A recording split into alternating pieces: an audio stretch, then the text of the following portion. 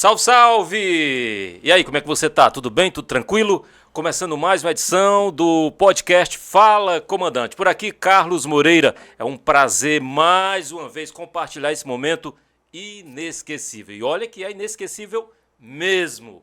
A edição de hoje eu trago um cara que para mim é referência no direito. Ele é professor e, acima de tudo, nosso conterrâneo. Mas antes, para você que está nos vendo, pode nos seguir através do @aspraceoficial, @podcast Fala Comandante e também @primeira coluna. Eu quero aqui dar um salve para esse cara. Esse cara aqui é do meu coração.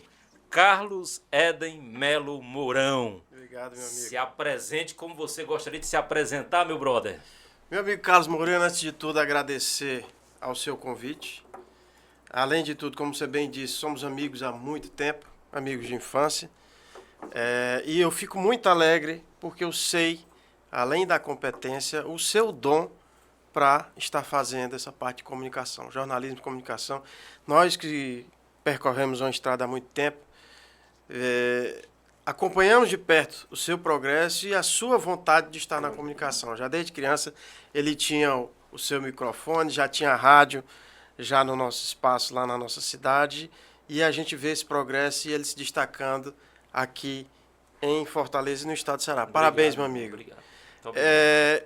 Sou advogado há quase 20 anos, advogo na área de direito previdenciário, direito do trabalho, direito empresarial e direito civil. Estou professor universitário de graduação e pós-graduação, mestrando em políticas públicas pela Universidade Estadual do Ceará. Tive a oportunidade de tirar o primeiro lugar na seleção. Especialista em direito do trabalho e processo do trabalho, especialista em processo civil, especialista em direito previdenciário. Estou também na Comissão Nacional de Direito Previdenciário do Conselho Federal da OAB, como na área de Direito Previdenciário, no Conselho Federal. Estou como secretário do Tribunal de Ética e Disciplina, também da OAB. Fui nomeado recentemente diretor do Instituto Brasileiro de Direito Previdenciário, na área de setor de marketing, gestão e marketing jurídico. E palestrante e coautor em alguns livros. Esse é um pouco da nossa trajetória ao longo desses mais de 20 anos. Rapaz. Estamos aqui para a gente conversar. Maravilha. Bom, vamos lá na sua gênesis, na sua origem, né? Conta um pouco pra gente, antes de ter enveredado no direito, né? Claro que teve um momento na sua vida que, ao terminar o ensino médio, na época, né? O famoso mais conhecido como segundo grau, surgiu aí a ideia, não, quero fazer direito. Mas antes disso? Antes disso, na nossa tenra Ipueiras, fiz o ensino. Eu fui alfabetizado na escola pública, estudei até a 3ª série do antigo primeiro grau, hoje fundamental, na escola José Luiz Aragão, em Ipueiras, que você conhece bem. Depois fui para o Colégio Patronato, na 4ª série, estudei no Colégio Patronato na cidade de Ipu. A saudosa irmã Na Elza. saudosa, exatamente, irmã Elza. E interessante que a distância entre Ipueiras e Ipu são 25 quilômetros, né? Isso. Então nós percorríamos 50 quilômetros todo dia para estudar, isso de segunda a sexta-feira. Então nós fizemos esse percurso, e quando eu falo eu e você, fizemos esse percurso, eu fiz até a 8ª série. Depois, no primeiro ano, estudei no colégio ipuense. E no segundo e terceiro ano, estudei no colégio cearense. E aqui no colégio cearense foi onde abriram as portas desse mundo novo, né? Eu me lembro que à época tinha aquela música do Engenheiros do Havaí, A Terra de Gigantes. Então, coincidiu no ano que eu cheguei aqui, exatamente há 30 anos, em 1994, 30 anos. Tá entregando a idade, viu? Em 1994, Olha aí, rapaz. aportei aqui em Fortaleza, em janeiro de 1994, e vim para o Colégio Cearense. Me lembro que eu cheguei aqui num domingo, e numa segunda-feira já encarei de frente essa capital, que para mim era algo extremamente novo e, além de novo, extremamente desafiador. Então foi muito desafiador, como é todos os dias. Eu sempre digo, eu venço na vida todos os dias. Porque todos os dias eu saio para ganhar o pão de cada dia. Todo dia é uma batalha. Interessante, Carlinhos, que... Não sei se você me permite chamar Carlinhos. Não sei se eu... Fique à vontade. Eu me lembro que meu pai veio me deixar. Na época, meu guarda-roupa era uma mala. No outro dia, à noite, ele passou o dia no centro da cidade, que ele é comerciante. Eu até hesito em chamar empresário, porque hoje em dia o termo tecnicamente se chama empresário, mas para mim é um comerciante e continua sendo. E um grande empreendedor. Obrigado. E aí, à noite, ele me chamou, disse, olha, vamos jantar. E a gente saiu para jantar. Ele pegou, tomou uma cerveja e chegou para mim e disse, meu filho, eu tenho isso aqui para lhe entregar. E era exatamente nesse formato, de um pergaminho, né? Eu abri um pergaminho e havia uma roda gigante, uma pessoa em cima e o outro embaixo, olhando na direção daquela pessoa que está em cima. E tinha uma frase que eu nunca esqueço. E era a frase que dizia o seguinte, não me olhes com desprezo quando estiveres subindo, pois podes encontrar comigo quando estiveres descendo. Forte, viu? Bem E para mim foi uma lição, sabe? Que ele, nesse momento que ele entregou isso para mim, ele perguntou, o que você entendeu? Ele foi quase um professor, ele disse, o que você entendeu? E eu expliquei, ele disse, olha, isso é para você não esquecer de que por onde você andar, o cargo que você ocupar, o que você for fazer, não olhe com desprezo e não trate ninguém de forma diferente do que nós ensinamos nesses seus 16 anos. Na época eu saí de casa com 16 anos. Você viu como era o tratamento na nossa casa, nunca tinha diferença, as pessoas vinham de fora, porque ele nasceu no interior. A minha mãe já nasceu em Poeiras mesmo, dentro da cidade de Poeiras, no bairro Vamos Ver. Já meu pai nasceu na Serra. Nós somos descendentes serranos, meu pai nasceu num Bom Sucesso. O pai é Mourão e a sua mãe é Melo. Melo. E são primos, porque por parte de pai, o meu avô por parte de mãe era primo do meu avô por parte de pai.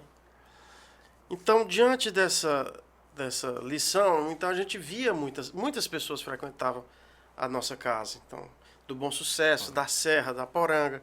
Então, muita gente frequentava. Então, a gente caminhou nesse ambiente, sabe?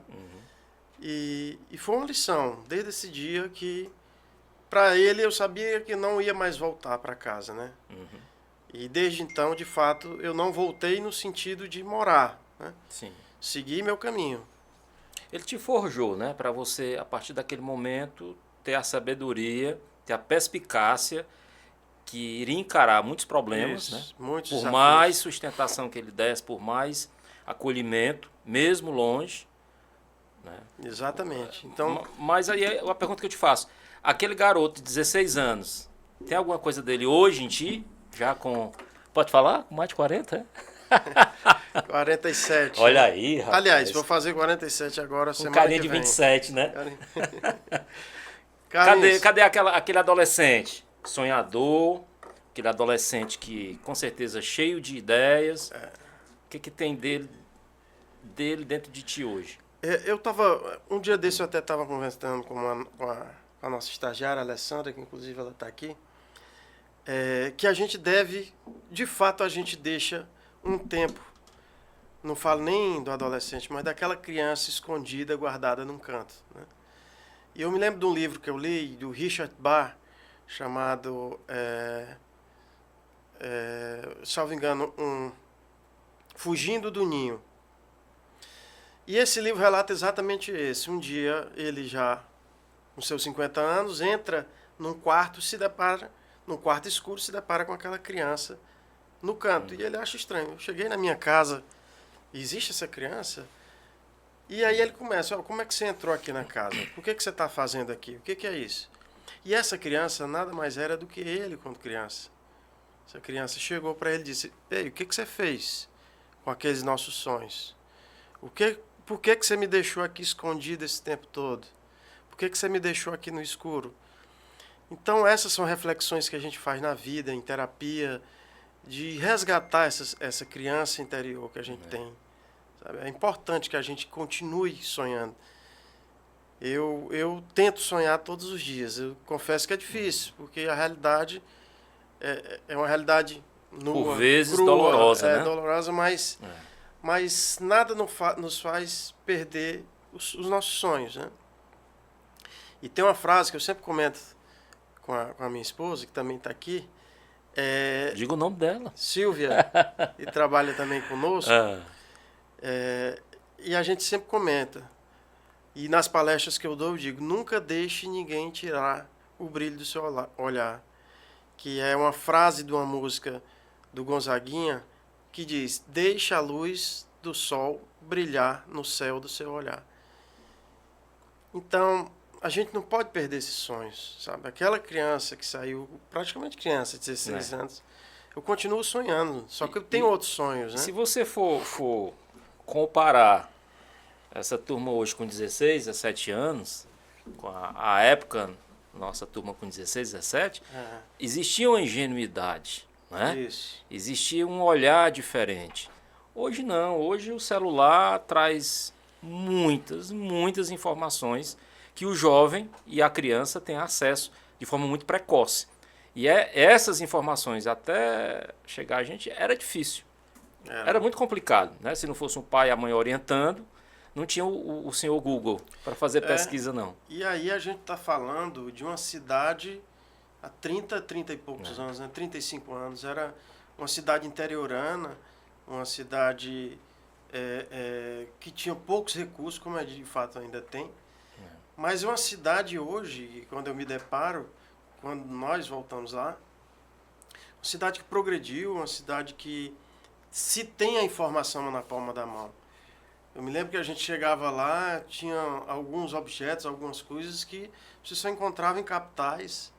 E hoje eu chego lá, a gente chega lá, você vê alguns objetos, algumas situações que não tem diferença de uma capital. Então você tem, lógico, em alguns meios, como saúde, educação, etc. Você tem, mas em geral essas informações a gente não tinha. Eu me lembro que a gente tinha a época das fitas, que a gente gostava muito de música. Eu me lembro que nós éramos amantes, como ainda sou, eu vivo de música ainda todo dia. Eu gosto muito. E eu fico pensando, naquele tempo a gente primeiro selecionava as músicas para gravar uma fita, porque o disco era difícil, a gente tinha...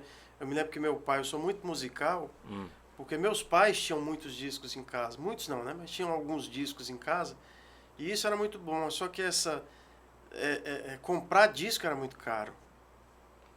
E aí a gente gravava, levava a relação, gravava lá no Ipu, né? Depois passou até em Poeiras. Acho que era Lázaro, né? Que tinha lá uma... Cícero. Era o Cícero, tinha um Cícero também, tinha outro. Tinha, eu acho que o nome dele era Lázaro. Não sei. O Cícero eu lembro. Então, o Cícero também eu lembro, né? Aí a gente gravava, FM não tinha, AM também não tinha, depois passou a ter. E eu me lembro que Como diz o Ricardo, né, até hoje, é a Gloriosa. Ele chama a Macambira, a Rádio Macambira de Gloriosa. A Gloriosa existe ainda. E aí a gente tinha essa dificuldade, olha só onde é que eu quero chegar, essa dificuldade de acesso, né? Isso. Acesso à própria música, né?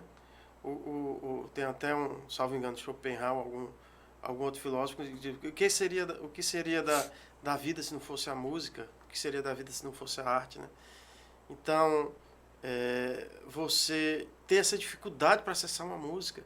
Hoje, eu até digo, com uma voz, um comando de voz, eu escuto a música que eu quiser. Então, a gente está tratando de uma realidade, essa trajetória que eu peguei há 30 anos, que nós pegamos há 30 anos, que há 30 anos eu vim para cá. Então, são esses desafios e esses sonhos que eu prefiro também não deixar de parar. Aliás, não parar. Né? E o fato, como você bem colocou aí, a questão da fita, a gravação, tinha aquele, de certa forma, um trabalho, mas era prazeroso. Hoje existe uma facilidade tão grande ao falar, como você bem mencionou, que eu acredito que não vai ter o mesmo prazer quando nós tínhamos né, uma fita gravada daquela banda e rodava na caneta para poder voltar muitas vezes, né? Verdade. Porque não tinha, enfim, aquele aparelho duplo deck, tudo era muito escasso e quando alguém apareceu, eu lembro que o Paulo N tinha um, fazia o maior sucesso. Salvo me engano, eram 8 pilhas, eram 10 pilhas que ele tinha que usar para a gente ir lá para o Cristo e gravar, né, as rádios de Fortaleza, que à época chegavam a pegar lá o sinal muito forte, hoje não mais. Enfim, então tinha toda essa magia. Né? Que hoje a galera não. A minha filha mais nova tem 15 anos, ela não se liga, não sabe que é rádio. Era uma magia. E eu trabalhei minha vida toda no rádio. Isso. E ela não consegue entender. Pai, isso é muito chato. Né? Ou seja, hoje ela está em outra vibe. Essa geração de hoje está em outra vibe. Tudo mais fácil, tudo mais. A informação na palma imediatismo da mão, né? muito grande. E aí, com o advento da internet, a situação melhorou 100%. É óbvio que a gente tem que ter cuidado. Tem que observar com quem os filhos estão conversando, principalmente os adolescentes, o tipo de música que está ouvindo, porque hoje tem muita porcaria, infelizmente, né? Infelizmente. Não tem mais aquela qualidade musical, né? Letra, principalmente letra. Enfim, desvirtuou um pouco. E esse cenário que nós nos encontramos, que dizem que é a nova cultura, eu não tenho como nova cultura, muito pelo contrário, eu acho que o sujeito, quando ouve uma música que não tem uma letra, quando eu digo letra, é algo que realmente você vai ouvir e vai internalizar, você está desaprendendo. Uma vez o Falcão foi entrevistado pelo Jô Soares, e o Jô perguntou por que ele fazia tanto sucesso com as músicas tão feias, horrorosas. Ele falou, não, porque o povo gosta de merda. E é verdade, cara. Infelizmente, você vê as músicas, ouve, né? Faz sucesso, você, poxa, por que não um Toquinho? Por que não um Belchior? Porque tudo bem, tem uma geração que ainda se permite ouvir, né? Mas infelizmente hoje a gente está muito mal representado. E os poucos que ainda tem, os poucos compositores que conseguem fazer um certo sucesso, são aqueles que... As músicas dos anos 80 e meados dos anos 90 que até hoje persistem, né? É um Biafra, Marquinhos Moura, Fagner, enfim. Tem uma relação de bons compositores e cantores que é interessante fizeram história. Você falar dessa questão de música, que a gente faz um paralelo para a própria sociedade moderna, né? Zygmunt Bauman, um filósofo, que é um filósofo da pós-modernidade, já se concede hoje como pós-modernidade, e ele fala dessa rapidez, dessa fluidez, inclusive é conhecido como as teorias líquidas deles, relacionamentos líquidos. E essa fluidez, essa rapidez, faz com que, inclusive também no campo da música, essa fluidez, essa rapidez vem da internet, vem dessas velocidades das redes sociais. E aí a gente traça não só um paralelo com essas questões da música. As músicas são rápidas hoje. As músicas, para terem sucesso, elas têm que embalar. As músicas, para terem sucesso, elas têm que terem um jargão, um bordão. Por quê? Porque isso vai fazer com que, mercadologicamente, isso tenha sucesso, isso tenha lucro, tenha lucratividade, e faz com que as pessoas só, de fato, passem o dedo, passem por cima do celular e vejam essa situação. Então, há depreciação muito grande, né? Isso. Então, nessa questão da... E isso também, para o lado pessoal, é muito forte. Como diz Bauman, hoje as relações elas se dissolvem, se desfazem com apenas, como ele diz o termo, com um dislike. Hoje as relações são rápidas, frias, e interessante que eu vinha pensando nisso ontem, como hoje ninguém conserta não só os objetos, porque faz parte da pós-modernidade. O que não lhe servir, você tem que trocar. Descartar. Você tem, exatamente, a palavra... Inclusive as relações. Era isso que eu ia falar. É exatamente isso que ele fala, o descarte. Então, se a relação interpessoal, seja com um amigo, seja as relações conjugais, seja as relações que sejam, se as relações não estão dando certo, segundo Bauman, você dislike. Você simplesmente descarta. Então as pessoas hoje, infelizmente nessa sociedade pós-moderna, as pessoas hoje elas não se preocupam em consertar, não só consertar objetos, mas consertar uma relação com um amigo. Nós tivemos um desentendimento e o que você acha da gente sentar, dialogar? Os relacionamentos hoje nunca se divorciou tanto como hoje na sociedade pós-moderna. Existem números e estatísticas, e nos últimos 10 anos, a gente que é da área do direito, o número de divórcios aumentou absurdamente. E isso não é à toa.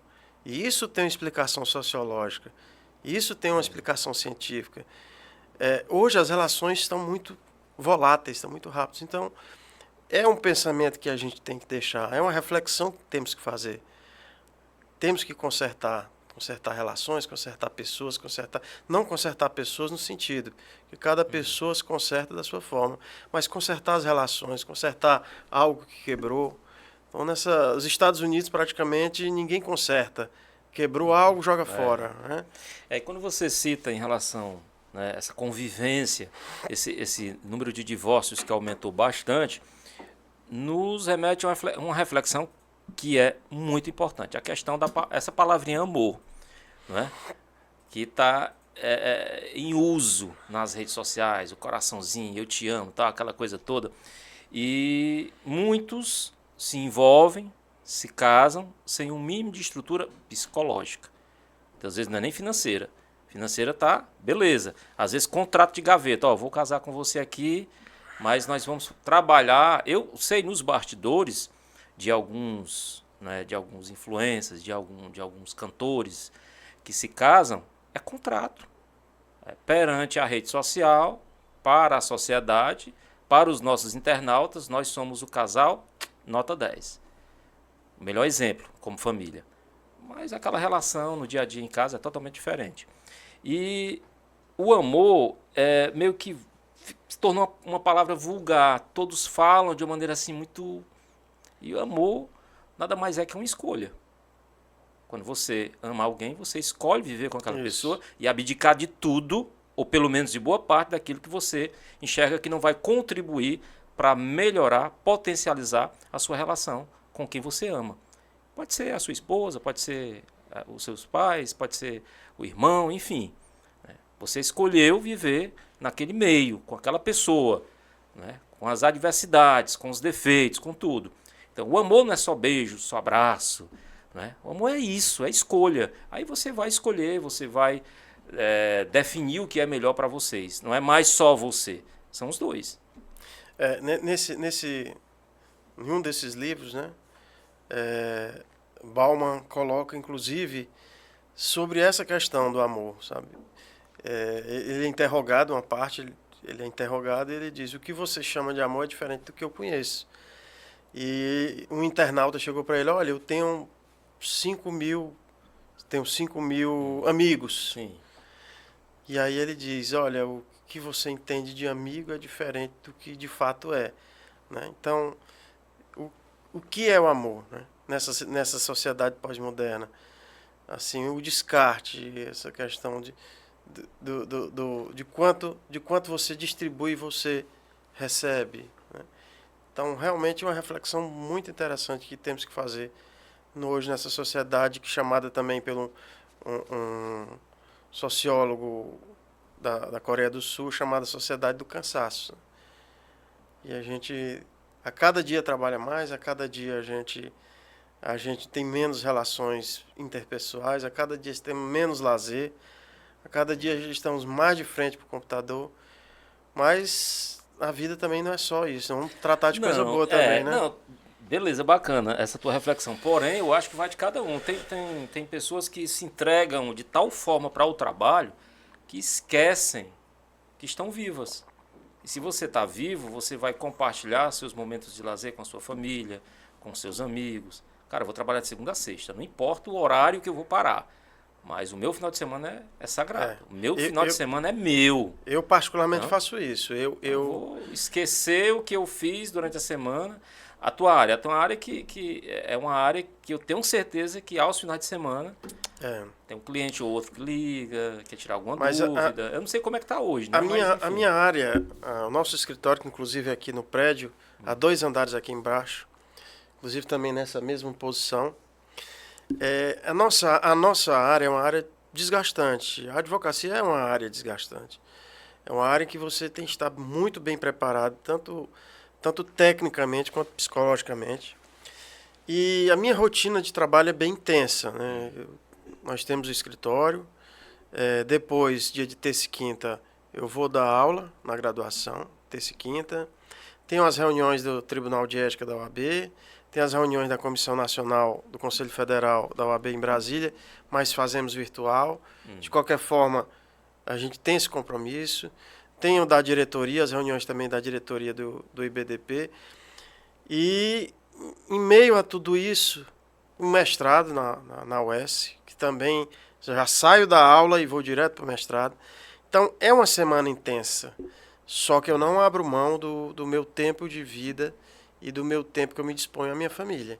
Sexta-feira, 6 horas da noite, esqueço, inclusive calças, eu uso shorts, camisas, e aí eu passo o fim de semana, vou aproveitar, estudo também, que eu tenho que prestar os compromissos, né? Inclusive com o mestrado.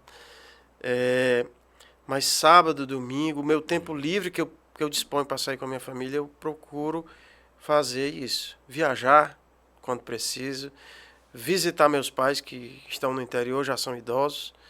Então a gente tem, inclusive, você também tem um pai já idoso, a gente precisa também dar essa atenção, porque o tempo vai passando para todos, né?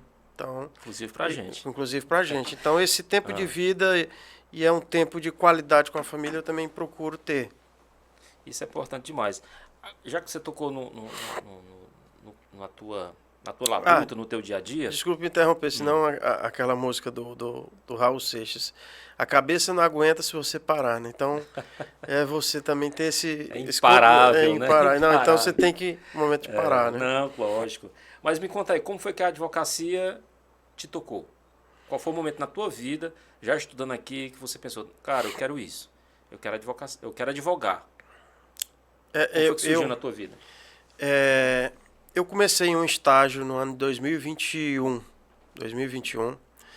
com um advogado que chama-se Raimundo Nonati Farias. Ele já era aposentado do Banco Central e começou a advogar pouco tempo depois, salvo engano, pouco tempo depois que se aposentou, uns 2 anos. Ele tinha uns 4 anos de formado, mas já tinha seu escritório. E aí, uma pessoa muito importante na minha vida, que uma das poucas pessoas que eu posso contar no dedo da mão, que me ajudou aqui em Fortaleza, que foi a dona Mazé, que partiu, que Deus a tenha. Sim. Uma mãe que eu tive aqui. E ela me conseguiu esse estágio com ele. E comecei a trabalhar com direito previdenciário em 2001. E comecei a gostar. E comecei a ver o resultado e de quão transformador era na vida das pessoas. Aquelas pessoas que não tinham o que comer, aquelas pessoas que não tinham o que comprar, não tinham como comprar, começaram a receber seus benefícios. E isso trouxe dignidade para a vida delas. E o que me chamou, o que me tocou foi isso. De que a minha profissão, de que eu poderia ajudar as pessoas e ganhar dinheiro, lógico, para também poder pagar minhas contas. Então, quando eu vi que o meu trabalho poderia ser transformador na vida das pessoas, eu me apaixonei pela advocacia. E ver e devolver. Algumas pessoas a gente devolvia a dignidade e outras a gente dava a própria dignidade. Porque eram situações aí, eu estou falando de quase 25 anos, né? Que era uma outra realidade, que ainda é difícil, mas para as pessoas, principalmente no nosso sertão, na nossa região, que realmente passavam fome, e a gente poder mudar isso, fez com que eu escolhesse a advocacia. Eu me apaixonei pela advocacia. Compreendo. Agora, em relação, quando você se formou, tem alguns colegas, amigos que retornaram para o interior. Nunca passou pela tua cabeça, não, eu me formei, agora eu vou atuar no interior. Não. Teu foco sempre foi aqui. E aí, olha só, e aí quando eu me formei, pouco tempo antes de me formar, o advogado com quem eu trabalhava me convidou para me tornar sócio dele. E aí nós fomos sócios por quase 10 anos, nos tornamos sócios. Até hoje é um dos meus grandes amigos. Nunca nos desentendemos. Só que chegou uma hora que eu precisava... alçar um voo maior. E eu precisava seguir meu caminho. Quando eu me formei, era inevitável que a gente se interrogasse. Eu vou voltar para minha cidade? Né? Só que eu já tinha passado por tanta coisa, né? Como tanta dificuldade, que eu parava para pensar, olha, eu tenho que seguir o caminho adiante. Porque para mim, eu pensava que se eu voltasse, não era uma forma... Poxa, se eu já saí, eu quero continuar. Para mim, soava como se... Voltar, mas como? Como é que eu vou recomeçar? Né? E eu já tinha essa oportunidade de continuar no escritório. E aí, já continuei no escritório e prossegui. Mas num momento a gente para mesmo para pensar, vou voltar para minha terra, que eu amo. Mas não, vou prosseguir daqui em diante. E aí prossegui, já estou na estrada desde quando eu comecei a trabalhar na área jurídica, 23 anos. Vai fazer 23 anos. Aqui em Fortaleza. Aqui em Fortaleza e atuando também no interior. Mas o foco é Fortaleza. Massa. Nos conta aí a experiência tua na UAB, como foi esse processo para você chegar lá e se destacar, realizar um trabalho. Eu tenho certeza que quando você se formou, né, passou pela tua cabeça, eu vou ser o melhor aqui na minha área, eu vou me destacar, eu vou atrás, porque a gente, infelizmente, em qualquer profissão, existem os acomodados. Eu conheço alguns advogados, né, amigos até, que simplesmente se acomodaram. Não, tô aqui, tô ganhando uma causazinha aqui, tá, tô bem. Você não, você empreendeu na sua pessoa, né? Você buscou ganhar espaço. E esse espaço na OAB, como foi que surgiu? Carlinhos, antes de me formar, na época que eu me formei, há 20 anos, você não podia fazer a prova antes de se formar. Você primeiro tinha que colar grau para depois fazer o exame de ordem. Isso. Hoje já pode fazer antes. Hoje você tem vários exames que você pode fazer durante o ano. Na época só tinham 2 exames durante o ano. Eu tive que impetrar mandado de segurança, entrar com ação para fazer a prova antes de me formar. Porque eu já tinha a proposta de me tornar sócio do escritório. Então, eu tinha que correr para me formar e começar a advogar. Sim. E assim fiz. Eu tive que viajar um mês de julho. Fui para o Rio de Janeiro, passei um mês com a minha família. Voltei numa segunda-feira, fiz a prova no domingo, a prova objetiva.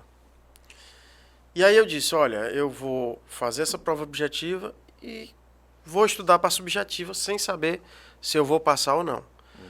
Só que, além disso, eu ainda fazia mais 5 disciplinas, dentre elas a monografia. Então, foi tudo muito desafio. Eu sempre digo, nada foi fácil para mim, sabe? E nada é, como de fato é. Então, o que é que eu percorri? Programação, estudo. Comecei a estudar, terminou a segunda fase. Fiz a segunda fase depois de um mês e meio depois. E aí eu disse, eu vou fazer minha monografia. E fiz minha monografia em 10 dias. Pouca gente acredita, mas de fato, fiz minha monografia em 10 dias. Terminava o expediente no escritório, 6 horas da noite, começava, não parava. Digitando, eu já tinha minha monografia na cabeça. Sim. Que tinha sido algo que foi algo pessoal, algo que aconteceu comigo. Então eu comecei a escrever. Meia-noite parava, meia-noite e meia, lá no antigo escritório. E aí fiz em 10 dias. Eu sei que nesse intervalo terminou, me formei, colei grau, eu digo, agora vou advogar. Eu me lembro que eu recebi a minha inscrição num dia e de tarde eu já tinha uma audiência. Então, eu recebi a notícia, olha, você já tem o número da sua inscrição, já pode atuar. Hoje a minha inscrição é 17.014, hoje está em torno de 55 mil. E fiz audiência de tarde e desde então não parei. Procuro de fato me aprimorar, fiz essas 3 especializações, já estou no mestrado, estou no caminho, na hora que terminar, se tudo caminhar, continuarei com o doutorado. E escrevo quando eu posso, faço palestras, leio quando eu posso. Então, eu não quero parar, porque é da minha natureza. É da minha natureza essa inquietude, essa curiosidade. Eu sempre fui, antes, você me perguntou de criança, eu sempre fui uma criança curiosa. E essa minha curiosidade ainda permeia a minha vida. Então, eu busco informação, eu busco descobrir, eu busco estudar, eu busco saber o porquê de cada coisa. E isso faz com que eu não pare. Sabe? Eu quero realmente progredir, eu quero de fato progredir. E aí no meu trabalho na OAB, como advogado, eu tive um convite, eu tive um episódio no ano de 2007, em 2007, e houve uma violação à minha prerrogativa como advogado, eu me socorri à OAB. Tive um convite de um grande amigo meu, que é o Dr. José Navarro, que era presidente da comissão, e antigamente era a Comissão de Defesa e Assistência do Advogado.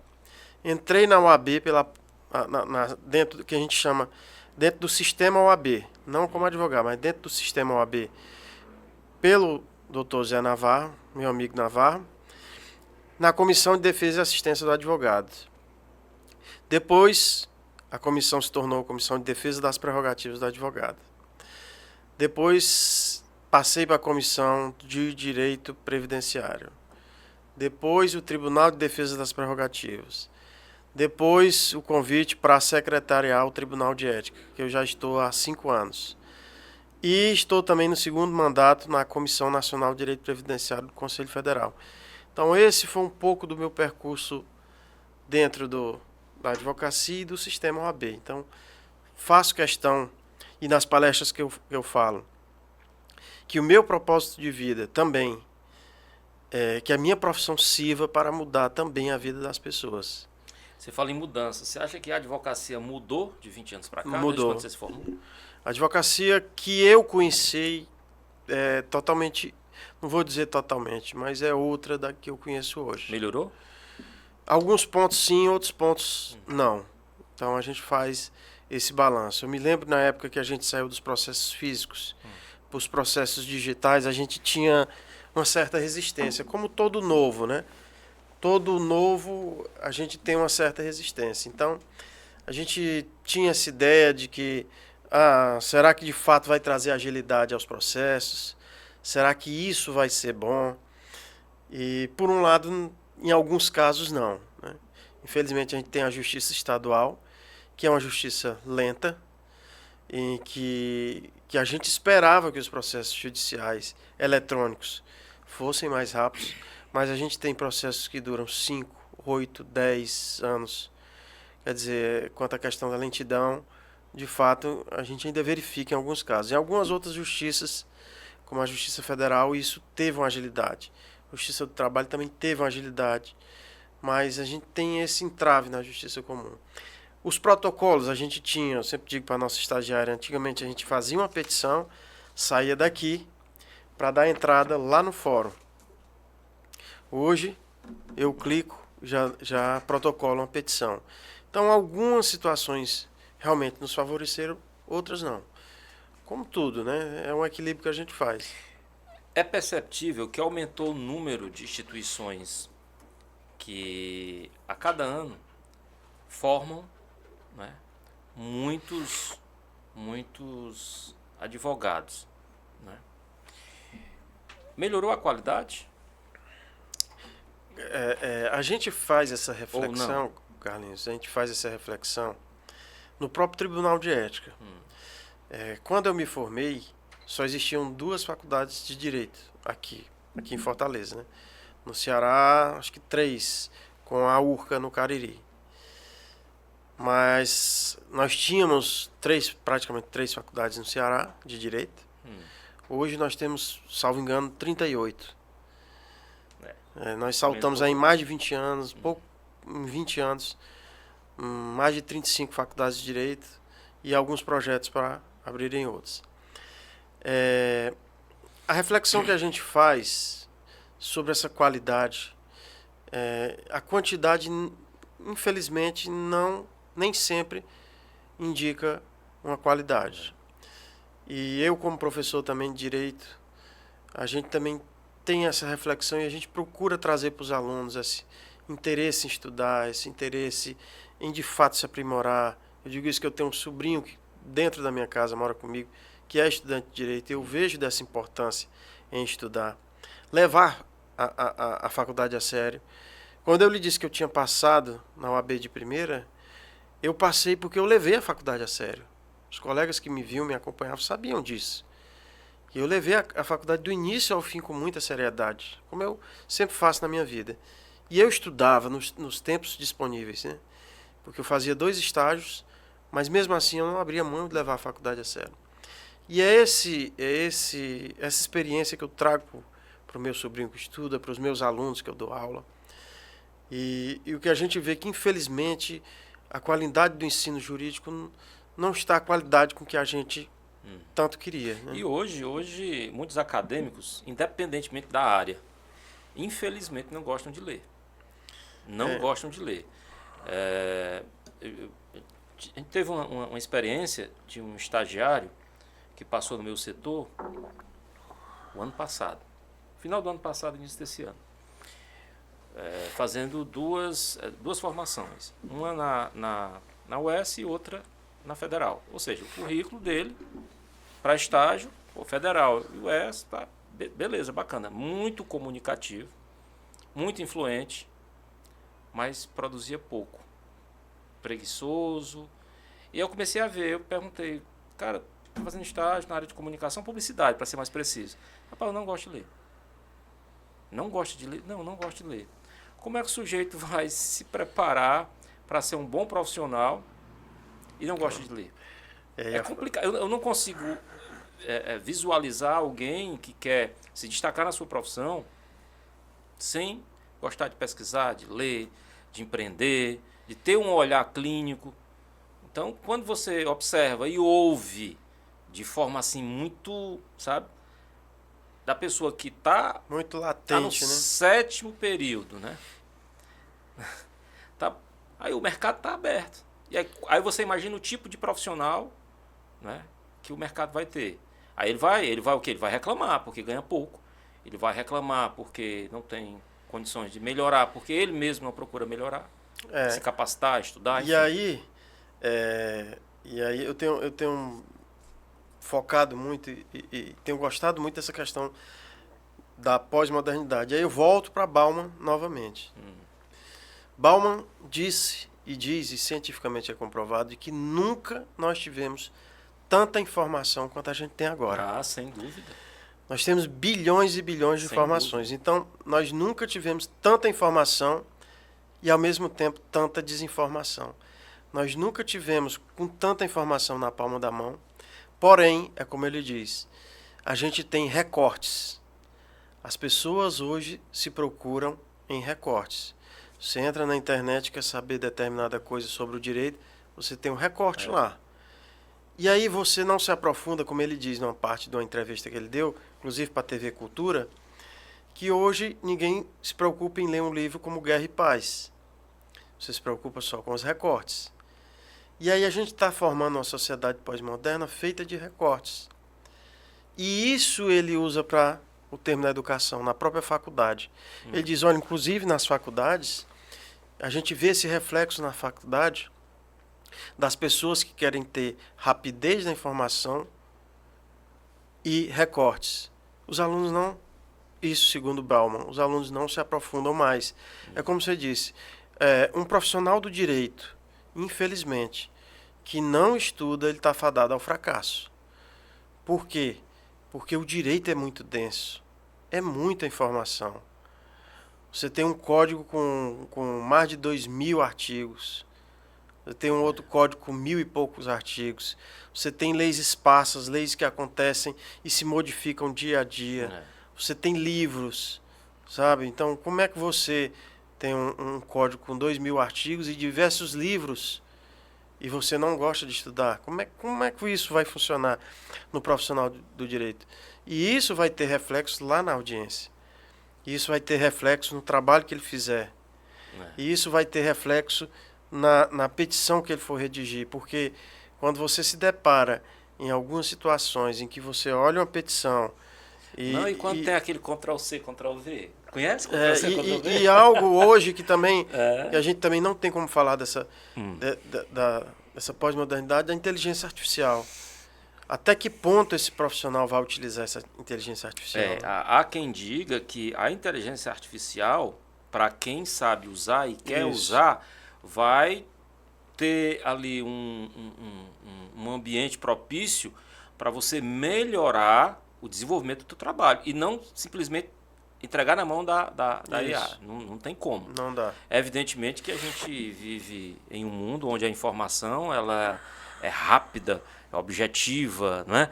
E ainda, segundo pesquisas, o rádio é o veículo com mais credibilidade. Tanto é que você pode ver o recorte em vários sites, em várias redes sociais. Agora o rádio ele apura, ele vai ao local, ele liga, ele faz o que tem que ser feito, a redação no caso, né? Para poder apurar e entregar a notícia de forma factual, verdadeira, transparente e com muita lucidez. Porque, meu irmão, é tanto conflito de informação nas redes sociais que é um mundo sem dono. E então todo mundo posta, segura, né? É uma fonte segura, ainda é uma fonte segura. Se você ouvir, eu tenho um vício comigo, eu considero vício, porque eu vou dormir quase todo dia, eu vou ouvindo notícia. Eu coloco ali, eu ligo no celular, o receptor já não me faz mais parte da minha vida, né? Embora é prazeroso você, né, enfim, procurar a estação e ouvir, mas eu ligo ali no radios.net, fico ouvindo CBN, Jovem Pan e tal. Eu gosto muito da CBN da madrugada, porque tem alguns programas, pra gente entrevista, alguns programas muito bacanas, que eles replicam na madrugada. Eu acabo ouvindo, às vezes estou com insônia, às vezes... Aí vou ouvir. Cara, é um mundo assim, fantástico. Né? Eu sou diferente, a galera ouve música, né? Eu já ouço notícia. É um negócio meio doido. O cara vai conseguir dormir ouvindo notícia? Ouvindo notícia. Eu gosto, né? Vai de cada um. Eu me lembro que lá em Poeiras o pessoal tinha um hábito, naquele tempo, de ouvir uma rádio do Rio de Janeiro. Eu não estou lembrado qual o nome, mas ainda tinha esse hábito de ouvir e sempre falava dessa rádio, né? Não era a Rádio Globo, não? Eu acho que era a Rádio Globo. Ela chegava com ela. Ela chegava... A época, a Rádio Globo AM, ela conseguia chegar aqui nos mais longínquos. Eu me lembro que chegava a Rádio Globo lá em Poeiras. Aí eu falava lá, Rádio Globo... A Sociedade da Bahia também. Também, Sociedade aquela vietinha na madrugada, e lá para o seu Zé Camusim, comprar pão, às vezes vinha das festas. Isso, tocava lá em Poeiras. Olha, o rádio, essa questão da credibilidade do rádio, ele reflete em um programa que até hoje também é um dos mais ouvidos, que é a própria Voz do Brasil. A Voz do Brasil foi criada por Vargas, quer dizer, há praticamente 80 anos, né? E é uma rádio sólida que como você diz, credibilidade... Já tentaram acabar. O que conseguiram foi mudar. Mudaram um pouco o formato do programa e o horário. Antes era obrigatório todas as emissoras às 19 horas. Retransmitir. Retransmitir às 19 horas. Hoje não. A emissora, ela a partir de 19 horas, ela vai se moldar. Não, a Hora do Brasil aqui na minha emissora vai ser às 20 horas, vai ser às 22 horas, mas tem que ter.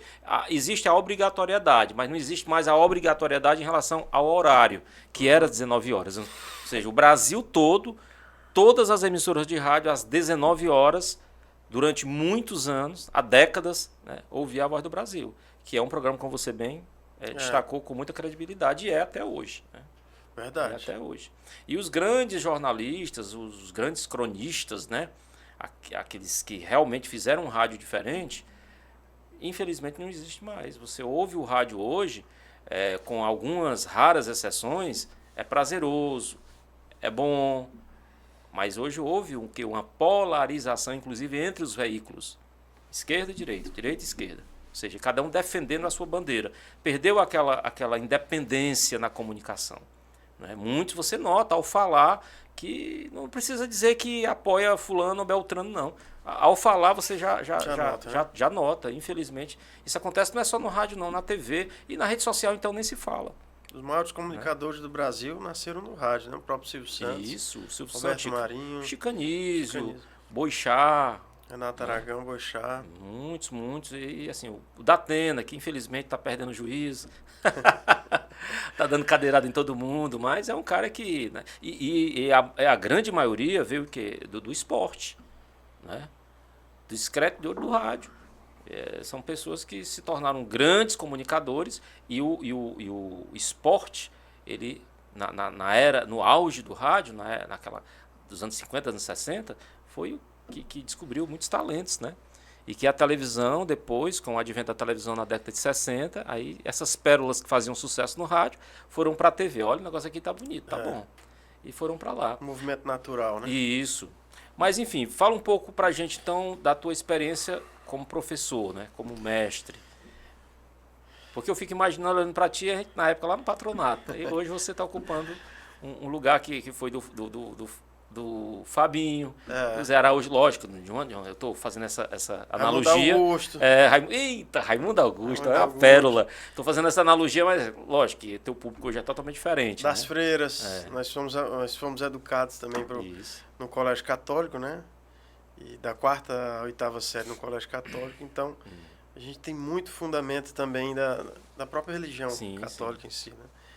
Bom, eu sou professor de Direito Administrativo e Seguridade Social da Faculdade Facine, Faculdade de Ciências e Tecnologia do Nordeste. Lá é uma faculdade bem acolhedora, uma faculdade onde a gente tem diversos professores que também ensinam, claro, em outras disciplinas, e a gente tem uma faculdade bem unida, há uma unidade muito grande entre professores e alunos. E como professor, eu sempre procuro trazer em sala de aula a teoria e prática ao mesmo tempo. Porque o direito em si, se você não fizer um estágio, se você não sair dos bancos da faculdade, é um curso muito teórico. E entre a teoria e prática há uma distância abissal, há uma distância muito grande. E eu procuro trazer em sala de aula essas experiências, tanto as experiências práticas, quanto a experiência material. Se eu estou falando sobre licitação, eu trago a licitação, olha, esse é um contrato de licitação, esse é uma licitação, um leilão, ela se faz assim, assim. Então, sempre trago a parte prática. Na parte de seguridade também, levo os casos práticos. No final do semestre, eu procuro entrar no sistema, trazer aulas práticas. Olha, aqui funciona, esse é o sistema que a Justiça Federal utiliza, que é onde as ações do INSS são propostas. Esse funciona dessa forma, aqui é uma réplica, aqui é uma contestação. Então, a gente traça os paralelos dentro de sala de aula. E, além de tudo isso, os valores morais, porque é o principal. Eu sempre digo, quem só sabe o direito, só o direito sabe, que é uma frase de Pontes de Miranda. Então, nós somos seres formados de diversas camadas. Nós somos seres formados de diversas experiências, de diversos conteúdos. E diante desse multi-ser humano que nós somos, eu sempre digo, saibam sobre arte, sobre filosofia, sobre música, sobre literatura, sobre tudo isso. Porque vocês vão acabar utilizando isso no exterior. Sobre história. Quando eu vou falar sobre a administração pública, eu tenho que remontar à Grécia Antiga, eu tenho que me remontar à Revolução Francesa, eu tenho que me remontar à administração pública no Brasil, colônia, república, nova república, e isso é história. Quando eu vou falar sobre determinado assunto, a gente não tem como falar em música. Então, o direito, a advocacia, se seguir o rumo da magistratura, Ministério Público, você é feito de tudo isso e tudo isso vai lhe servir.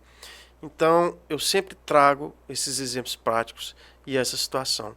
E na parte ética também, porque como eu participo do Tribunal de Ética, eu sempre levo algumas questões que a gente diz respeito à prática, que o que a gente vê, infelizmente, hoje, há muita violação ao Código de Ética e à parte deontológica. Ou seja, a gente tem visto muitos desvios, e isso também é culpa da academia, das faculdades, desse ensino sobre ética nas faculdades. E essa questão da ética é tão importante, mas tão importante. Eu, vira e mexe, participo de alguns... vou por lá tentar absorver alguma informação, algum conhecimento. No Fórum Clóvis Bevilacqua, participar de alguns tribunais de júri. E eu vejo alguns advogados se degladiando com alguns promotores e, sinceramente, eu fico com vergonha, porque baixa o nível de tal forma. Porque quando você olha, o cidadão comum olha para um advogado, você vê nele postura, né? Vê eficácia, vê proatividade, vê respeito. Aí quando você vai para o tribunal do júri, você se depara com cenas que eu me deparei, horrorosas, né? Dignas de muita vergonha. E eu até perguntei para alguns advogados, eu tenho muitos amigos advogados aqui em Fortaleza, cara, por que isso? Cara, meu irmão, o cara lá não baixou o nível, mas baixar o nível mesmo, sabe? Às vezes parece aqueles cabras que estão brigando na rua, né? Batendo Aí, boca. só falta pouco, chegar e só, filha disso, daquilo.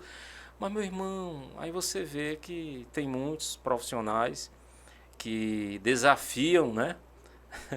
E desafiam da pior maneira possível. Não conseguem ganhar, né, na sua eloquência, na sua sabedoria e vão para o grito.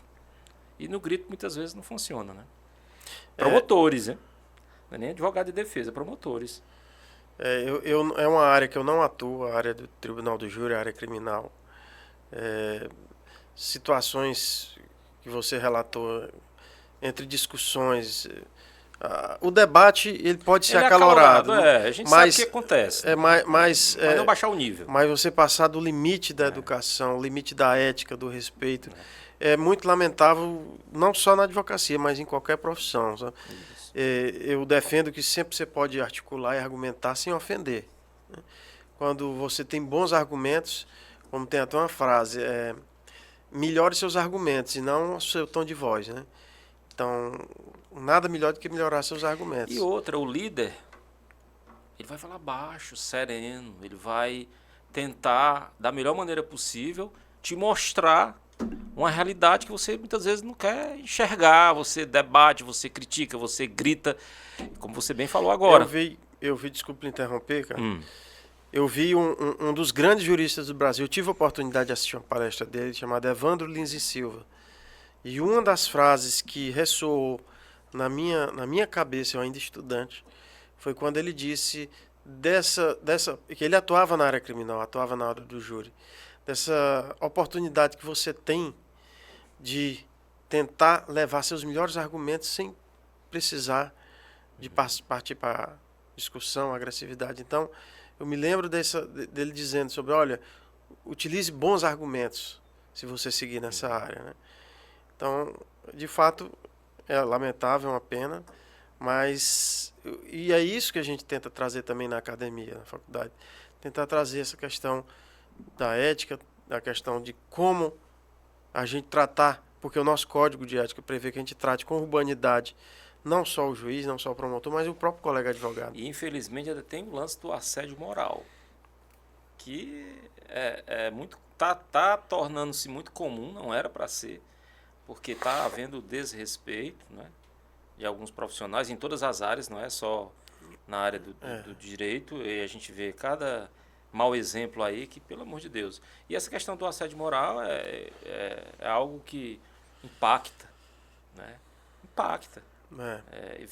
Vem também um movimento que está em ascensão, né, da mulher, de você buscar de forma respeitosa, né? Através dos meios de comunicação, campanhas que são feitas, né? Tem até um movimento pelas feministas, Não Me Toque, né? Porque muitos realmente passam, e eu já vi, né? Já vi em determinadas situações o sujeito passar de todas as barreiras, né? Aquela coisa de estar tocando, de estar... né? E o pior, de uma pessoa que você nem conhece ou pouco tem contato. Então a mulher se sente invadida, né? A sua privacidade está sendo invadida, ela tem que ser respeitada. E infelizmente a gente se depara muito com isso também lá no trabalho. Lá no Tribunal de Ética? Não com as pessoas que trabalham comigo, pelo amor de Deus, mas com denúncias, né, de assédio moral, sim, que o nosso corpo jurídico recebe. Nós lançamos semana passada no Tribunal de Ética a cartilha do protocolo de gênero. Sobre situações, sobre desvio ético em determinadas condutas, como você está falando como essa. Vamos supor, alguém que assedia uma outra advogada, perseguição, stalking. Então, vai ter um protocolo que nos julgamentos desse advogado que for, entre aspas, denunciado, vai ter um protocolo que, violência contra a mulher, stalking. Então a gente lançou semana passada e já está funcionando aqui no Ceará. Então, se tiver algum caso aqui no Ceará de colega advogado ou colega advogada que esteja praticando qualquer desvio ético nesse sentido, aí vai receber um protocolo e vai ser julgado, lógico, com o devido processo legal, respeitando o código de ética, mas já vai ter indicativo disso. Inclusive teve um tribunal de júri que eu participei e foi uma estagiária conosco, e ela se sentiu tão desconfortável, e o pior eu presenciei. Eu não vou falar por questão de ética, um promotor de justiça que tem idade de ser avô dela, sabe? Ela, uma pessoa muito distinta, educada, bonita, estava lá para aprender. E ele, na qualidade de promotor, evidentemente, tem aquelas pausas, né, que dá no decorrer do dia, apalpando a garota, mas apalpando mesmo, né? Chegou, segurou assim e tal, e prometendo viagem, prometendo presente. Nunca tinha visto a garota estava lá para aprender, estagiária. Ela se sentiu tão ofendida, se sentiu tão, sabe, como é que um promotor faz isso? Cara, é muito descabido, muita falta de bom senso, de respeito, né? Tem uma frase que eu não estou aqui lembrado do nome do autor, mas isso é algo que a gente tem que levar para a nossa vida como lição, né? E saber que os canalhas também envelhecem. Do Nelson Rodrigues. Nelson Rodrigues. Então tem muito canalha aí que está travestido, né, de advogado, de médico, de professor, que infelizmente tem esse tipo de comportamento que é totalmente repudiado pela classe, pelos colegas, e assim, que eu fico mais triste. Este determinado promotor que fez isso, ele já é conhecido, essa prática dele é comum, e ninguém diz nada, ninguém denuncia, e fica por isso mesmo. E aí? É complexo. Meu irmãozinho, bate-papo maravilhoso. Infelizmente a gente vai ter que finalizar. E quero lhe dizer que é uma honra lhe entrevistar. A honra depois é toda minha. De muitos anos fazendo comunicação, trabalhando com comunicação, ter o privilégio de, em Fortaleza, entrevistar um conterrâneo, um amigo de infância, um amigo de sala de aula. Para mim é algo prazeroso, importante e que com certeza vai ficar no meu currículo. Dr. Carlos Éden, Carlos Melo Mourão. Isso não é um nome, é uma avenida. Meu amigo, a satisfação é toda minha. Eu fico muito agradecido por esse convite.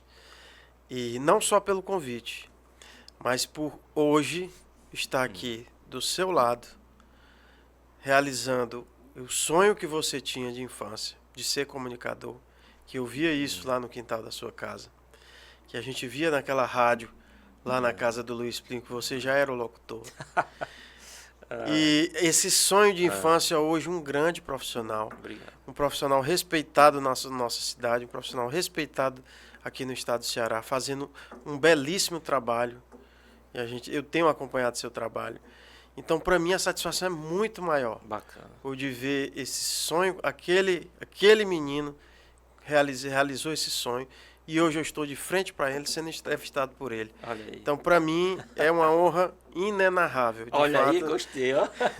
É uma grande honra, de fato, eu fico muito agradecido. Vai para os anais da comunicação do podcast Fala Comandante, viu? Daqui a alguns anos. Rapaz, vamos reprisar lá aquele episódio. Do inenarrável. Do inenarrável, né? É inoxidável. Meu amigo, muito obrigado muito massa, pelo convite. Cara, muito massa, que bom, que maravilha. Meu irmão, o comando para ti é família, integridade e uma pessoa altamente respeitosa e um ótimo profissional. Esse é meu comando para ti. Muito obrigado. E o seu? Qual é o seu comando?